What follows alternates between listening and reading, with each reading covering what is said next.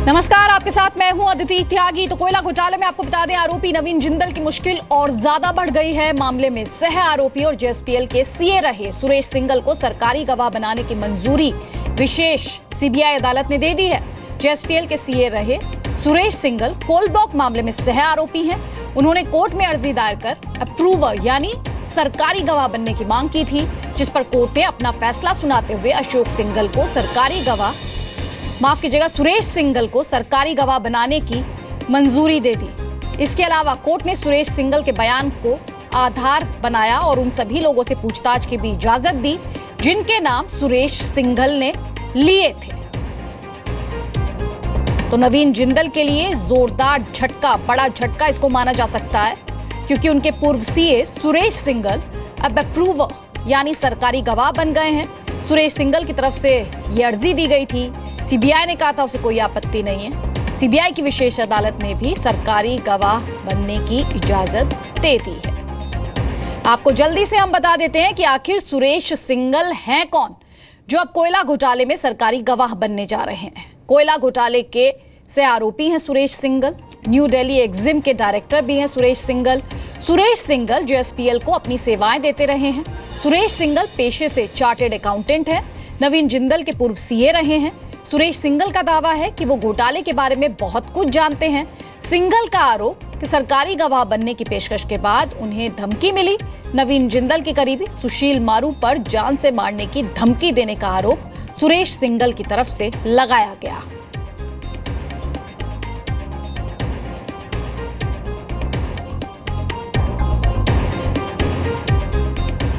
और अब आपको बताते हैं कोयला घोटाला है क्या, इसमें अब तक क्या कुछ हुआ है। मार्च 2012 में 2004 से 2009 के बीच आवंटित कोल ब्लॉक्स पर सवाल उठे।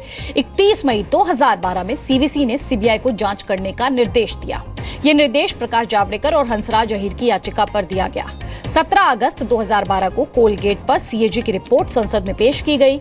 21 अगस्त 2012 को बीजेपी ने तत्कालीन प्रधानमंत्री मनमोहन सिंह के इस्तीफे की मांग की। संसद ठप पड़ गई।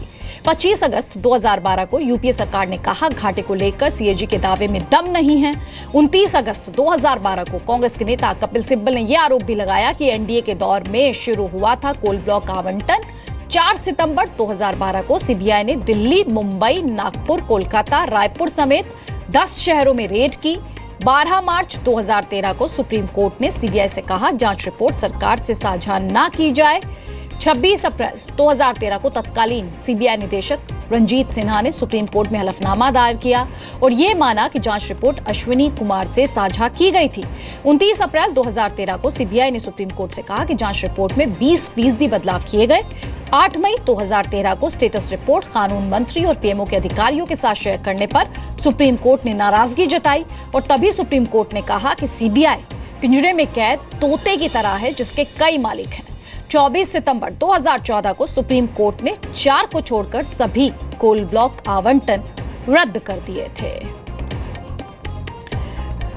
और मेरे सहयोगी महेश गुप्ता और ज्यादा डिटेल्स के साथ हमारे साथ हैं। महेश का रुख करेंगे, लेकिन उससे पहले आपको बता दें कि अमरकोंडा मुर्गा दंगल कोयला आवंटन घोटाले में आरोपी हैं सुरेश सिंघल। अब सरकारी गवाह वो बनने जा रहे हैं। वो अमरकोंडा मुर्गा दंगल कोल ब्लॉक घोटाला है क्या, ये भी आपको बताते हैं। जेएसपीएल के मालिक नवीन जिंदल को झारखंड के अमरकोंडा मुर्गा दंगल में कोल ब्लॉक का आवंटन हुआ। जेएसपीएल और गगन स्पॉन्ज आयरन प्राइवेट लिमिटेड को मिला कोल ब्लॉक और इसमें नवीन जिंदल पर सरकार को झूठी जानकारियां देने का आरोप लगा। नवीन जिंदल पर सरकार को फर्जी कागजात देने का भी आरोप लगा। जिंदल पर तत्कालीन कोयला राज्य मंत्री दसारी नारायण राव की कंपनी में निवेश का आरोप लगा। दसारी नारायण राव की कंपनी के शेयर मार्केट वैल्यू से कई गुना ज्यादा कीमत देकर खरीदने का आरोप भी नवीन जिंदल पर लगा और जिंदल ने ऐसा इसलिए किया क्योंकि शेयर को ऊंची कीमत पर खरीदने की एवज में नवीन जिंदल को कोल ब्लॉक मिल सके। और ज्यादा डिटेल्स के लिए रुक करते हैं जी मीडिया संवाददाता महेश गुप्ता का। महेश, सबसे पहले बहुत बेसिक सवाल के साथ मैं शुरू कर रही हूं। अप्रूवर या फिर सरकारी गवाह बनना सुरेश सिंघल का, इसके मायने क्या निकाले जाएं? नवीन जिंदल के लिए तो जाहिर तौर पर बहुत ज्यादा मुश्किलें बढ़ी हैं। पहले आप ये बताइए, सुरेश सिंघल इस पूरे मामले में कहां पर खड़े और सरकारी गवाह बनने का मतलब क्या है उनका? देखिए, ये जो कोयला घोटाला है, सुप्रीम कोर्ट के आदेश पे कई एफआईआर जो है सीबीआई ने दर्ज की थी, जिसमें से एक एफआईआर ये है जिसमें नवीन जिंदल जो है मुख्य रूप से आरोपी हैं। इस केस के अंदर 5 कंपनियां और 10 लोग कुल 15 आरोपी हैं, जिनमें से एक जो हैं वो नवीन जिंदल आरोपी हैं और नंबर 11 आरोपी का जो नाम है वो सुरेश सिंघल का है। सुरेश सिंघल नवीन जिंदल की कंपनी के पूर्व चार्टर्ड अकाउंटेंट हैं और पिछली 5-6 तारीख पहले अप्रैल महीने में सुरेश सिंघल ने जो दिल्ली की पटियाला उस कोर्ट में सीबीआई के जज बैठते हैं उनके एक एप्लीकेशन लगाई थी कि उसके पास काफ़ी कुछ ऐसी जानकारियां हैं, काफ़ी कुछ ऐसे सबूत हैं, काफ़ी कुछ ऐसे दस्तावेज हैं जो सीबीआई के पास इस मामले की तफ्तीश के दौरान नहीं थे और जो सीबीआई ने चार्जशीट फाइल की है वो उसमें नहीं लगे हुए हैं। उसने कहा कि अगर उसका जो है इस मामले में वादा माफ गवाह बनाया जाए, यानी कि उसका कहना ये था कि उसे नहीं पता था कि उसके द्वारा जो काम करवाया गया है जिंदल के कंपनी के लोगों ने वो रिश्वतखोरी का काम करवाया गया था। तो उसका कहना था कि मेरे मार्फत इन्होंने एक नई कंपनी बनवाई थी और उस नई कंपनी के ज़रिए जो उस समय जब कोल ब्लॉक आवंटन हुआ था तो उसमें जो कोयला राज्य मंत्री थे दसारी नारायण राव, उनकी एक सौभाग्य मीडिया थी, उसके शेयर खरीदने के नाम पे 2 करोड़ का ट्रांसफ़र किया गया। तो उसका कहना यह है चार्टर्ड अकाउंटेंट सुरेश सिंघल का, जो उसमें को एक्यूज़ हैं, कि उनको नहीं पता था कि ये कंपनी उनसे क्यों बनवाई जा रही है। उसका कहना था कि ये नहीं बताया गया था कि इसमें से जो पैसा है करोड़ों रुपया वो दसारी राव जो राज्य कोयला मंत्री थे, जिन्होंने कोल ब्लॉक दिलवाने में सिफारिश की, यानी कि करप्शन हुआ और ये जो है पैसा वहाँ पर दसारी नारायण राव को भिजवाया जा रहा था। तो इस बारे में उन्हें कोई जानकारी नहीं थी, उनको बिल्कुल अंधेरे में रखा गया। उसने बोला कि ये क्योंकि मैं सिर्फ एक चार्टर्ड अकाउंटेंट था, इन्होंने जो कहा मैंने कर दिया, लेकिन उसके पीछे की हकीकत क्या है वो मुझे नहीं पता थी और मैं इसमें को एक्यूज़ बन गया हूँ। अगर अदालत मुझे इस मामले में सज़ा से माफ़ी की इजाज़त देती है, यानी कि वादा करती है, तो काफ़ी कुछ और जानकारियाँ, काफ़ी कुछ और बयान, काफ़ी कुछ और दस्तावेज देगा ताकि नवीन जिंदल और बाकी जो और को एक्यूज़ हैं उनको सज़ा दिलाने में आसानी मिल सके।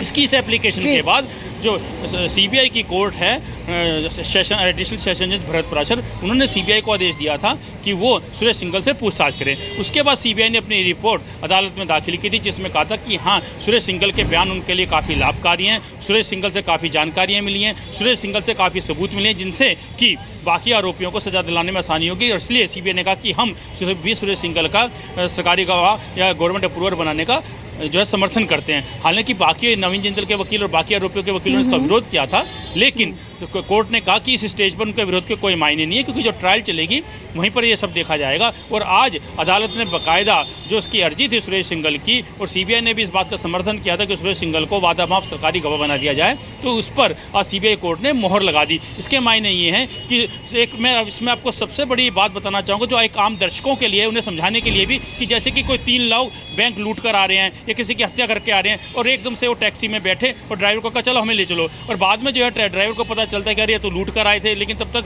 पुलिस उनको एक्यूज बना देती है। तो वो कहता है कि सब मेरी गाड़ी में बैठे थे, लेकिन मुझे नहीं पता था कि ये लोग किसी की हत्या करके आए हैं या डकैती मार के आए हैं। और वो कहता है कोर्ट में आके कि मेरे पास ऐसी कुछ और जानकारियाँ हैं जिससे मैं साबित कर सकूं कि ये जो है हत्या करके आए। तो जैसे कि कहीं वो बाद में कोर्ट को कहता है, वो कहीं उनका चाकू बरामद करवा देता है या डकैती में लूटा हुआ पैसा बरामद कराता है, तो इससे साबित हो जाता है कि उसके पास काफ़ी जानकारियां हैं जो बाकी लोगों को दोषी साबित करा सकती हैं। तो ऐसे ही जब अदालत को लगता है कि हम जिसने एप्लीकेशन लगाई है गवर्नमेंट अप्रूवर बनने की, उसके पास जो जानकारियां हैं, उसके पास जो सबूत हैं, वो बाकी लोगों को, बाकी को एक्यूज को, बाकी सह आरोपियों को दोषी साबित करा सकते हैं, तभी अदालत किसी एक आरोपी को वादा माफ यानी सजा माफ़ी की जो है वादा करती है, उसे गवर्नमेंट अप्रूवर बनाती है। तो यहाँ पे सीधे तौर पे इसके मायने ये हैं कि जो सुरेश सिंघल के पास जानकारियाँ हैं, सुरेश सिंघल के पास बयान हैं, सुरेश सिंघल के पास दस्तावेज हैं, उससे नवीन जिंदल और बाकी जो और आरोपी हैं उनको दोषी साबित होने में अदालत में काफ़ी, अदालत के लिए, प्रोसिक्यूशन के लिए, सीबीआई के लिए आसानी हो जाएगी।